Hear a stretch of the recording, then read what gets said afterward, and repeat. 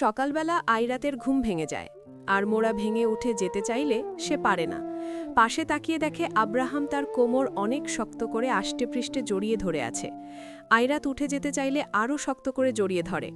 আইরাত একটু থেমে আব্রাহামের দিকে ভালো করে তাকায়। এলোমেলো চুলে, হালকা গোলাপি রঙের ঠোঁটজোড়া মুখে যেন মায়ার শেষ নেই। আইরাত ভাবতে লাগলো যে এই লোকটিই কি সেই যে কিনা আইরাতকে জোর করে তুলে এনে বিয়ে করেছে। এই লোকটির ভেতরে যে আসলে কতটা রাগ ভরে আছে তা হয়তো এই চোখ ঝোড়ালো মুখখানা দেখলে বোঝা যাবে না। আইরাত কেন জানি চোখই সরাতে পারছে না তার ওপর থেকে। আব্রাহাম, এভাবে তাকিয়ে থাকলে কিন্তু আমি কিছু একটা করে বসবো। নিজেকে সামলানো বড় দায়, আর এভাবে তাকিয়ে আছো, যদি নজর লেগে যায় তো? ঘুমিয়ে থেকে চোখ বন্ধ রেখেই। আইরাত, আপনি তাহলে জেগে আছেন, ঘুমাননি? আব্রাহাম, আমি কখন বললাম যে আমি ঘুমাইনি? কিন্তু আমার বউ যেভাবে আমার দিকে কাতিল আনা নয়নে তাকিয়ে আছে, এতে ঘুম না ভাঙে পারে? আইরাত, ছাড়ুন আমাকে, আমি উঠব। ঝটকা না মেরে, আরে দাঁড়াও দেখি, আগে আমাকে আমার জিনিস দিয়ে যাও। আইরাত, আমি কি দেব আর কোন জিনিস? Abraham, it's called morning kiss baby girl. কি? সরুন বলছি। রেগে মেগে শেষ। আব্রাহাম, আয় হায়, রাদলে কি কিউটি না লাগে জান পাখি। আইরাত, ফালতু যত্ত সব। আইরাত ঝটকানা মেরে আব্রাহামকে রেখে উঠে গেল। আব্রাহাম মুচকি হেসে সেখানেই আবার শুয়ে পড়ল।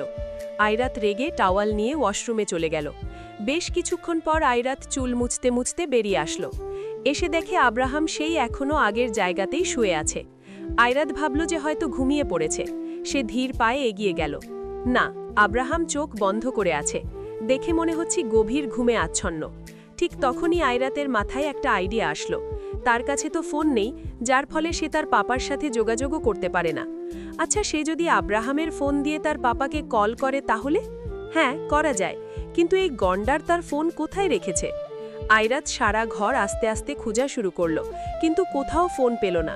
হুট করেই তার মনে পড়ল যে আব্রাহাম প্রতিদিন রাতে কাজ করার পর তার ল্যাপটপ আর ফোন পাশে রেখেই ঘুমায়। ল্যাপটপ তো সোফাতে, তাহলে ফোন তার কাছেই। যেই ভাবা সেই কাজ। আইরাত গিয়ে আব্রাহামের পাশে দাঁড়ালো।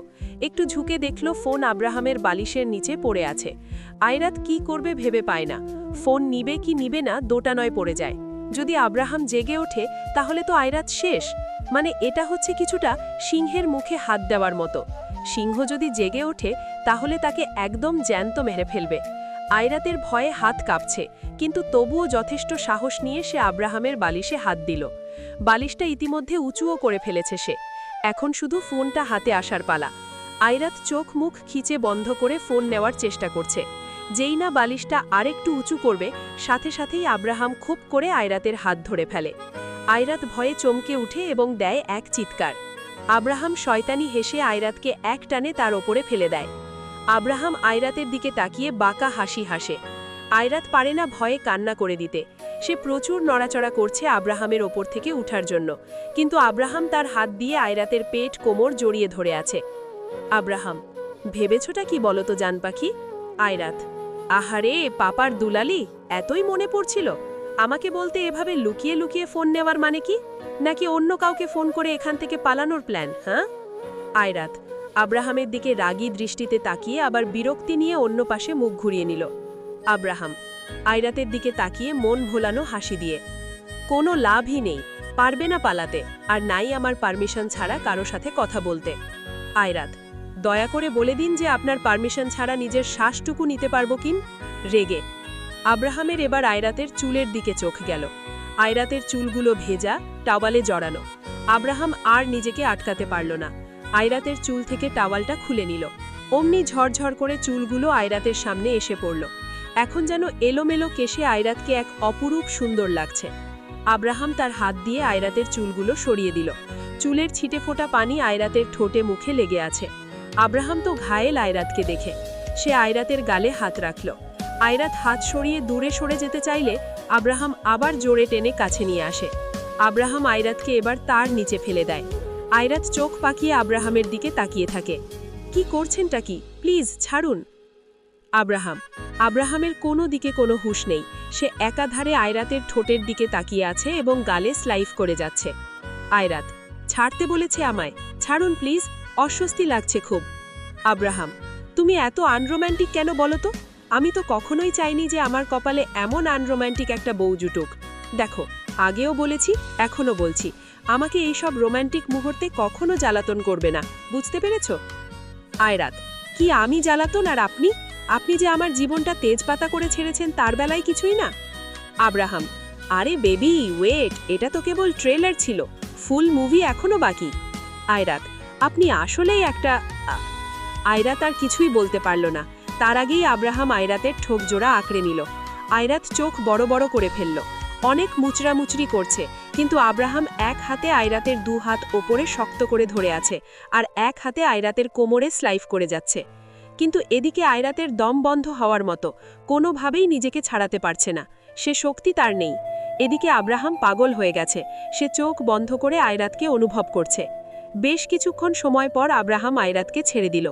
আয়রাত আর এক মুহূর্ত না থেকে জলদি আব্রাহামকে ধাক্কা দিয়ে তার নিচ থেকে উঠে যায়। আব্রাহাম: বলেছি না, আমি আমার অধিকার ভালোভাবেই আদায় করে নিয়ে জানি। যদি সকালে ভালোই আমাকে আমার মর্নিং কিসটা দিয়ে দিতে, তাহলে আমি এখন কিছু করতাম না। এটা তোমার তেড়ামি করার ফল। আর কথা রইল ফোনের, আমার মনে হয় না তার এখন কোনো দরকার আছে। আয়রাত: আপনার মতো ফালতু মানুষ আমি আমার পুরো জীবনে দেখেছি কিনা সন্দেহ। আব্রাহাম: তো এখন দেখে নাও। আয়রাতের এখন মন চাইছে নিজের মাথার চুল নিজে টেনে ছিঁড়তে। কার সাথে লাগতে গেছে সে? একটা পাগলের সাথে। বাপ রে বাপ, ঘাট হয়েছে আয়রাতের, চাপার সাথে পেরে ওঠা যায় না। আয়রাত আব্রাহামের দিকে রাগী দৃষ্টি নিক্ষেপ করে দ্রুত রুম ত্যাগ করে। আব্রাহাম তা দেখে হেসে লুটিপুটি। আয়রাত নিচে নেমে পড়ল। নিচে নেমে দেখে অয়ন কার সাথে যেন ফোনে কথা বলছে। অয়ন দেখে আয়রাত নিচে নেমে এসেছে, তাই সে ফোন কেটে দেয়। অয়ন এগিয়ে যায় আয়রাতের কাছে। গুড মর্নিং সুইট ভাবি। মর্নিং, হেসে। আচ্ছা ভাবি, একটা কথা। বলো। আসলে আমার না সবকিছু আনকমন পছন্দ, মানে সবার থেকে আলাদা হতে হবে। যেমন? মানে সবাই তো ভাবি ভাবি ডাকে, তাই না? কিন্তু আমি তোমাকে অন্য নামে ডাকব। আয়রাত অয়নের কথা শুনে হেসে দেয়। তুমি যা খুশি ডাকতে পারো। বৌমণি। বৌমণি বলে ডাকবো তোমায়। আচ্ছা ডেকো, কিন্তু একটা কথা অয়ন। কি বৌমণি? আচ্ছা তোমরা একই ভাই তো? মানে তুমি আর তোমার ভাই আসলেই ভাই তো? হ্যাঁ গো বৌমণি, আমরা একই ভাই। কিন্তু কেন বলো তো? না মানে তুমি এত ভালো, কিন্তু তোমার ভাইটা এমন কেন? যাকে বলে ঘাড় তেড়া এবং বজ্জাত বটে, এমন কেন? বৌমণি, দা ভাই এমনই আগে থেকেই, কিন্তু এমনিতে অনেক অনেক ভালো। আর যদি ভালো না হতো, তাহলে আমার জন্য এত কিউট একটা বৌমণি কোথা থেকে আনতো বলো? হ্যাঁ হয়েছে, এবার বলো বাপি কোথায়? বাপি বাগানে বসে আছে। ও আচ্ছা। এই বলে আয়রাত রান্নাঘরের দিকে যেতে লাগলো। তা দেখে অয়ন তড়িঘড়ি করে বলে উঠল, আরে বৌমণি, কোথায় যাচ্ছ? কেন, রান্নাঘরে যাচ্ছি। বৌমণি প্লিজ যেও না। দাভাই যদি দেখে যে এতগুলো কাজের লোক থাকার পরেও তুমি রান্নাঘরে গিয়েছ, তাও আবার ভাইয়ের অনুমতি ছাড়া, তাহলে কি যে করবে আল্লাহ মালুম।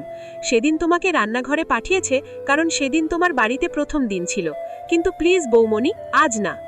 আরে এত ঘাবড়ে যাচ্ছ কেন? রিল্যাক্স, আমি বাপির জন্য চা বানাতে যাচ্ছি। আমি লিজাকে বলছি ও বানিয়ে দিক, তুমি এসে পড়ো। কি একদম না, আমি থাকতে বাপি কেন সার্ভেন্টের হাতের চা খাবে? আর চাই তো কিছু হবে না। আচ্ছা বানাও। অয়ন আবারও ফোনে কথা বলতে বলতে চলে গেল। আয়রাত চলে গেল রান্নাঘরে। চা বানিয়ে বাগানের দিকে যেতে লাগলো। আয়রাত দেখল তার বাপি চেয়ারে বসে বাড়ির মালিকে, যে বাগানের গাছপালা দেখাশোনা করে, বলছে গাছগুলোতে ঠিকঠাক মতো পানি দিতে। আয়রাত এগিয়ে গেল। শুভ সকাল বাপি। আবির আহমেদ। মামনি, শুভ সকাল। আয়রাতকে দেখে একগাল হেসে, এই নাও তোমার চা। আরে মা, তুই কষ্ট করে আনতে গেলি কেন?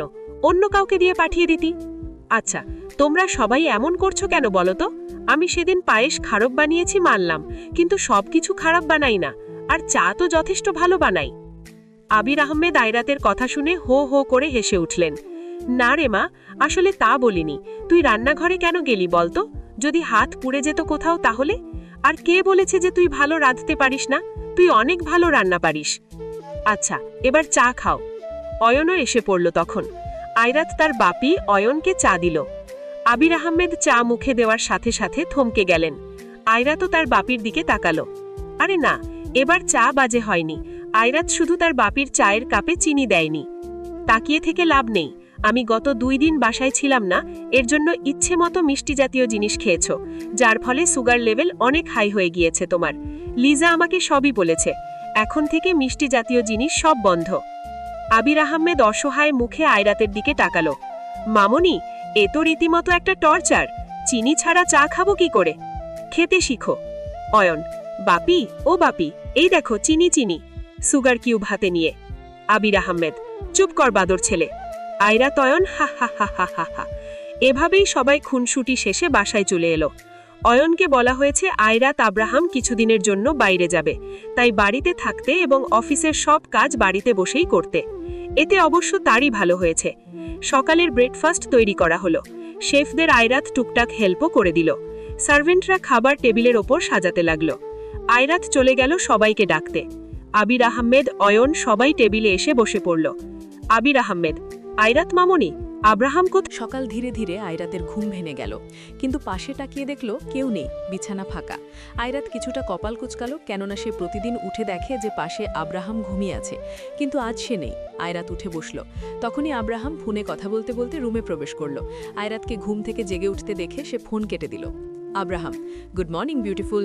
আয়রাত কোনো কথা না বলে বিরক্তি নিয়ে ওয়াশরুমের দিকে যেতে ধরতে আব্রাহাম পিছন থেকে তার হাত ধরে টেনে দেয়ালের সাথে চেপে ধরে এবং একটা অ্যাটিটিউড নিয়ে আয়রাতের দিকে তাকায়।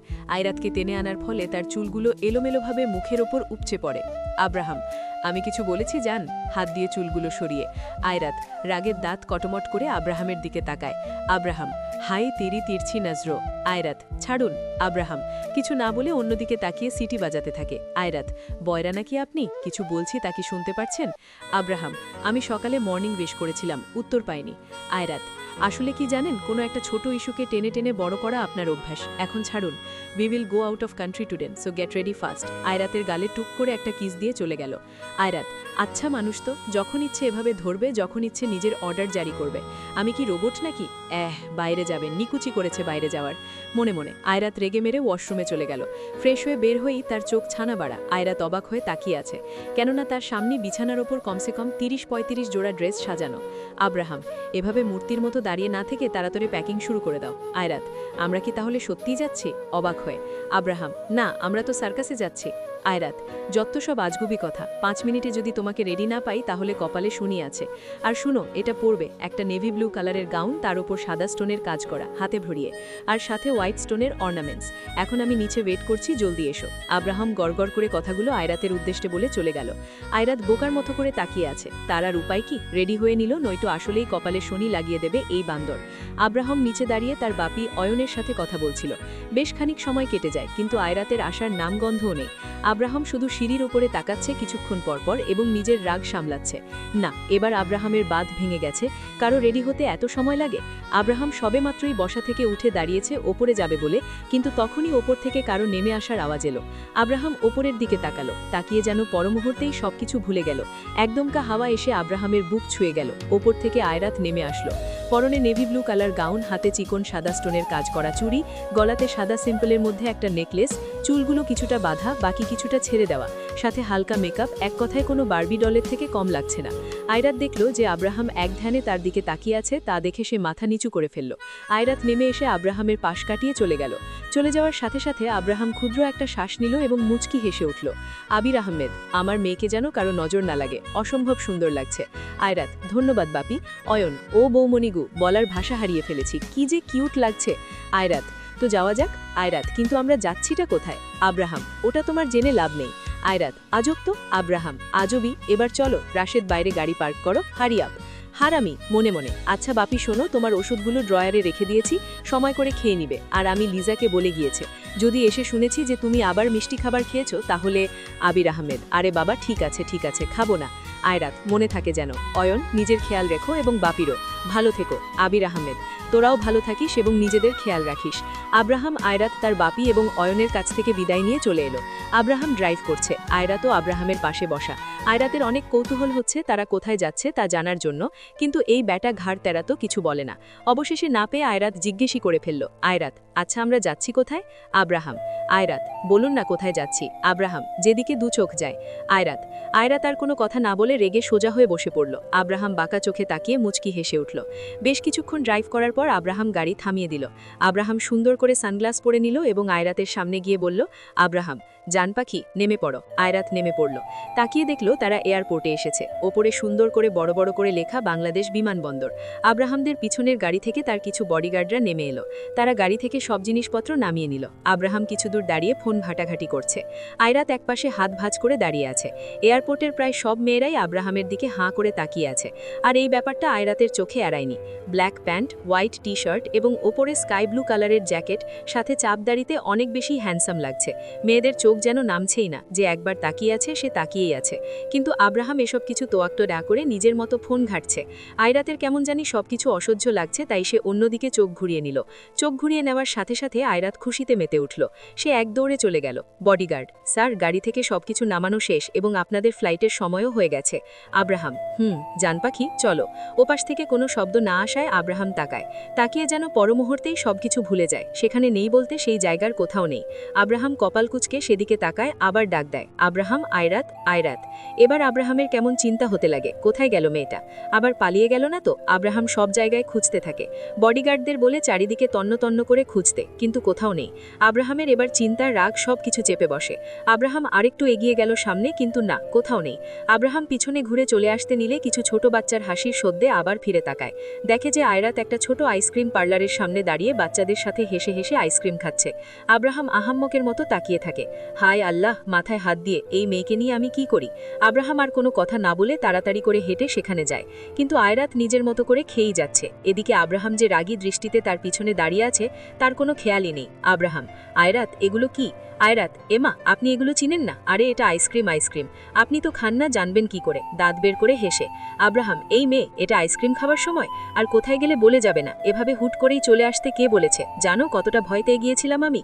এখনো কি বাচ্চা আছো তুমি? এসব ছেলে মানুষই করার মানে কি? আর এই নিজের কি হাল করে রেখেছো? হ্যাঁ, দেখেছো নিজেকে? জোকারের মতো লাগছে পুরা। রেগে আয়রাত কিছু না বলে গাল ফুলিয়ে মাথা নিচু করে ফেলল। চোখে তার পানি টলমল করছে। আব্রাহাম কথা থামিয়ে দিল। সে বুঝতে পারল যে আয়রাতের চোখে পানি জমেছে। সে চুপ হয়ে গেল। অন্যদিকে তাকিয়ে চোখ বন্ধ করে আবার চোখ খুলে সামনে তাকিয়ে আয়রাতের বাহুতে টান দিয়ে শক্ত করে জড়িয়ে ধরল। এক হাতে কোমর, অন্য হাত আয়রাতের মাথায় বুলিয়ে দিতে দিতে বলে উঠল, আমাকে বলে যেতে খুব ভয় পেয়ে গিয়েছিলাম। ভেবেছি আবার আমার থেকে পালানোর চেষ্টা করেছো। এমন বাচ্চামো কেন করো বলো তো? আয়রাতের মাথায় চুমু দিয়ে তারপর আয়রাতকে তুলে চোখ মুখ মুছে দিল এবং আয়রাতের হাত ধরে এয়ারপোর্টের ভিতরে নিয়ে যেতে লাগলো। আয়রাতও কোনো রকম কোনো কথা না বলে তার সাথে যাচ্ছে। আব্রাহাম আয়রাতকে নিয়ে ফ্লাইটে উঠে পড়ে। তার আগে আব্রাহাম নিজের এবং আয়রাতের পাসপোর্ট দেখায়। আয়রাত তার পাসপোর্ট দেখে বেশ অবাক হয়। পাসপোর্ট? তাও আমার? আপনি আমার পাসপোর্ট কবে বানালেন? আব্রাহাম, তা তোমাকে বলার প্রয়োজন বোধ করি না। আয়রাত, কালা হনুমান মনে মনে। আয়রাত বাইরের দিকে তাকিয়ে রইল। তারা যে অনেক উঁচুতে রয়েছে তা আয়রাত বুঝতে পারছে। সাদা মেঘগুলো দেখা যাচ্ছে। মাঝে মাঝে পাখিও উড়ে চলেছে মেঘের সাথে তাল মিলিয়ে। আয়রাতের ভালোই লাগছে। তার পাশেই আব্রাহাম বসে আছে। তার দিকে তাকিয়ে দেখলো সে এক ইংলিশ ম্যাগাজিনে মুখ গুজে রেখেছে। আয়রাত একগাদা বিরক্তি নিয়ে আবার জানালার দিকে তাকালো। এভাবে থাকতে থাকতে কখন যে আয়রাতের চোখ লেগে এসেছে তা সে জানেই না। হুট করেই আব্রাহামের কাঁধের ওপর নিজের মাথা ছেড়ে দেয়। আব্রাহাম আয়রাতের দিকে তাকিয়ে দেখে ঘুমিয়ে পড়েছে। আব্রাহাম মুচকি হেসে আয়রাতের মাথায় একটা কিস দিয়ে আবার ম্যাগাজিন পড়াতে মনোযোগ দেয়। প্রায় অনেক সময় পর ফ্লাইট ল্যান্ডিং করলো। আয়রাতেরও অনেক আগেই ঘুম ভেঙে গেছে। ঘুম থেকে উঠে দেখে সে আব্রাহামের কাঁধের ওপর শুয়ে আছে, তাই তাড়াতাড়ি সরে আসে। আব্রাহাম তা দেখে বলে ওঠে, পুরোটা সময় আমার কাঁধের ওপর থেকেই এসেছো, সো রিল্যাক্স। আব্রাহাম বিমান থেমে নেমে এলো। আয়রাতও তার পিছু পিছু। কিন্তু ফ্লাইট থেকে নেমে আয়রাতের চোখ কপালে। তারা এখন সুইজারল্যান্ড আছে। Ayrat, Switzerland? Abraham, yes baby girl. Ayrat, আমরা সুইজারল্যান্ড কেন এলাম? আব্রাহাম, হে বেবি, আমি জানি যে সুইজারল্যান্ড তোমার ড্রিম প্লেস, তো এসে পড়লাম। আয়রাত, আপনি কিভাবে জানলেন? আব্রাহাম, আমি তোমাকে যতটাক চিনি তুমি নিজেও নিজেকে ততটাক চিনো না, বুঝলে যান? আয়রাতের দিকে তাকিয়ে বাঁকা হেসে। আয়রাত সত্যি ভেবে পায় না যে আব্রাহাম তার বিষয়ে এত বেশি কি করে জানে। যাই হোক, আব্রাহাম আয়রাতকে নিয়ে যেতে লাগলো। তারা আরও এক গাড়িতে উঠে গেল। গাড়ি গিয়ে থামলো এক বড়সড় প্যালেসের সামনে। আয়রাত শুধু দেখেই যাচ্ছে, সবকিছু অনেক সুন্দর। তারা ভিতরে গেল। সকল স্টাফরা তাদের উষ্ণ অভিনন্দন জানালো। তারা একদম ভিতরে চলে যেতেই ফর্মাল গেটআপে একটা মেয়ে নিয়ে আসলো।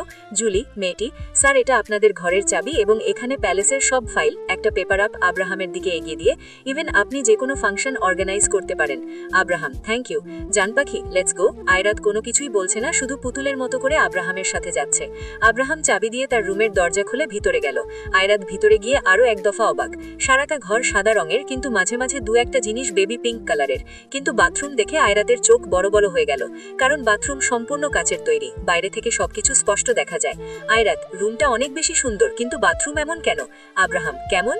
আয়রাত, এত কাচের তৈরি, মানে A to Z সবকিছু দেখা যায়, এটা কোনো কথা?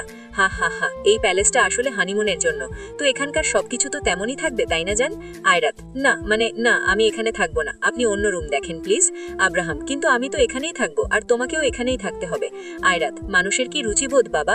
আব্রাহাম, তোমার মতো সবাই আনরোম্যান্টিক না, ওকে জান পাখি? আয়রাত, হা হা হা, আসছে আমার রোমিওরে। আচ্ছা, আপনি কি এই পুরো প্যালেসটা বুক করেছেন? আব্রাহাম, কিনেছি মানে? আয়রাত, মানে হলো এই যে আমি সুইজারল্যান্ড আসবো অনেক আগে থেকেই প্ল্যান ছিল, আসলে তোমাকে সারপ্রাইজ দিব বলে, তো আসার একদিন আগেই আমি এটা কিনে নিয়েছি।